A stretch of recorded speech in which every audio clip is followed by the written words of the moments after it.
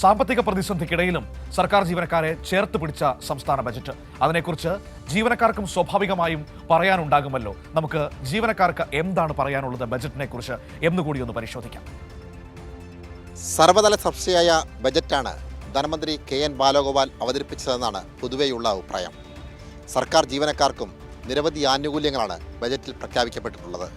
ഈ ഘട്ടത്തിൽ സർക്കാർ ജീവനക്കാർ തന്നെ നമുക്കൊപ്പം ചേരുകയാണ്. നിങ്ങൾ പ്രതീക്ഷിച്ചതുപോലെ ഉള്ള ഒരു ബജറ്റ് അവതരണമാണോ ഉണ്ടായത്?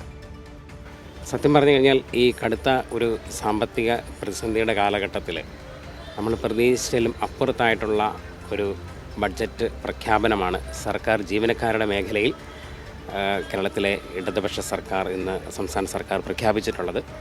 അത് ആമുഖമായി പറയുകയാണെങ്കിൽ തികച്ചും സ്വാഗതാർഹമാണ് എന്ന് തന്നെയാണ് കരുതുന്നത്.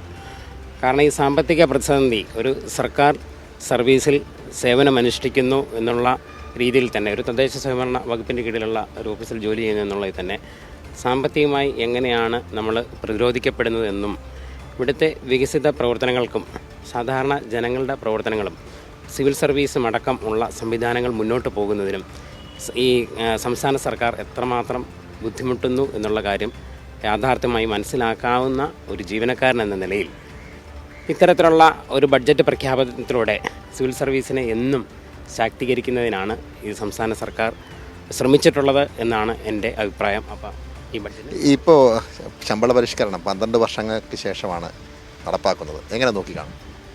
ഞങ്ങൾക്ക് ആദ്യം തന്നെ പറയാനുള്ളത് ഈ ഇത്രയും ജനകീയമായ ബഡ്ജറ്റ് അവതരിപ്പിച്ച സർക്കാരിന് എല്ലാവിധ അഭിവാദ്യങ്ങളും. കാരണം നമുക്കറിയാം കോവിഡ് കാലത്ത് പോലും നമുക്ക് ശമ്പളം കിട്ടാൻ വയ്യാത്ത ഒരവസ്ഥയിൽ ഞങ്ങളെ ഒപ്പം ചേർത്ത് പിടിച്ച് ഞങ്ങൾക്ക് ശമ്പളവും ആനുകൂല്യങ്ങളും ഒക്കെ തന്ന സർക്കാരാണിത്. അപ്പം അതുകൊണ്ട് ഇപ്പോൾ ശമ്പള പരിഷ്കരണ കമ്മീഷനെ വെച്ചു. അപ്പോൾ ഞങ്ങൾക്ക് അതിനകത്ത് ശരിക്കും പറഞ്ഞാൽ നല്ല ഒരു ഉറപ്പ് തന്നെയുണ്ട്, ഞങ്ങൾക്ക് എല്ലാ ആനുകൂല്യങ്ങളും തരുമെന്ന്. അത് ഞങ്ങൾ വളരെ പ്രതീക്ഷയോടെയാണ് നോക്കിക്കാണുന്നത്. വളരെ സ്വാഗതം ചെയ്യുന്നുണ്ടോ? ഉണ്ടുണ്ട്. വളരെ സന്തോഷമുണ്ട്. എന്തായാലും ഉറപ്പുണ്ടായിരുന്നു ഈ സർക്കാർ ഈ ബഡ്ജറ്റിൽ തന്നെ നമുക്ക് ആവശ്യമായിട്ടുള്ള എല്ലാം തരുമെന്ന് തന്നെ നല്ല ഉറപ്പുണ്ടായിരുന്നു. പ്രതീക്ഷയൊക്കെ കിട്ടിയോ? അതെ കിട്ടി.